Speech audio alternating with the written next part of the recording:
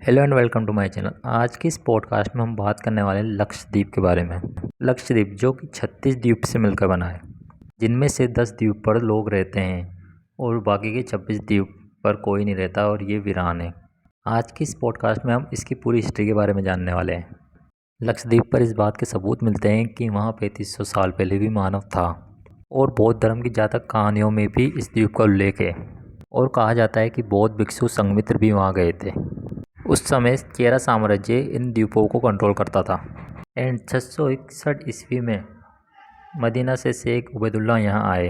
इसके बाद यहाँ पर इस्लाम का प्रचार प्रसार हुआ। वहाँ के साम्राज्यों के बाद यहाँ पर टीपू सुल्तान और पुर्तगालियों का भी कंट्रोल रहा और इसके बाद ब्रिटिश साम्राज्य का यहाँ पर कंट्रोल हो गया, जो कि 1947 तक रहा, जब तक कि भारत आज़ाद नहीं हो गया। द्वीप के भारत में मिलने का श्रेय सरदार वल्लभ भाई पटेल को जाता है, क्योंकि जब भारत आज़ाद हुआ तब ये कई अलग अलग रियासतों में बटा हुआ था।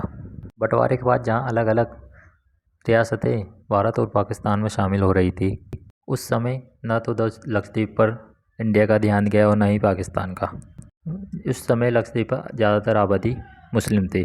उस समय के गृह मंत्री सरदार वल्लभ भाई पटेल को लक्षद्वीप की भौगोलिक महत्व का अंदाज़ा था और इसलिए उन्होंने लक्षद्वीप को इंडिया में शामिल करने के लिए दियार बंधु और जवानों को वहाँ भेज दिया।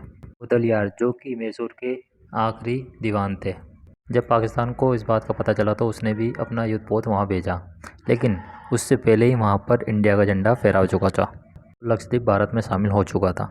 1956 में लक्षद्वीप को केंद्र शासित प्रदेश बनाया गया। 1973 में इसका नाम बदलकर लक्षद्वीप रखा गया, क्योंकि इसका पहले नाम लक्षद्वीप नहीं था। इसको पहले लक्कादेव, मिनिकॉय और अमीनी द्वीप कहा जाता था। सिर्फ 36 द्वीपों का समूह है, जिसमें से 10 द्वीप पर लोग रहते हैं और इसमें से कई द्वीप तो ऐसे हैं जिसकी आबादी 100 से भी कम है।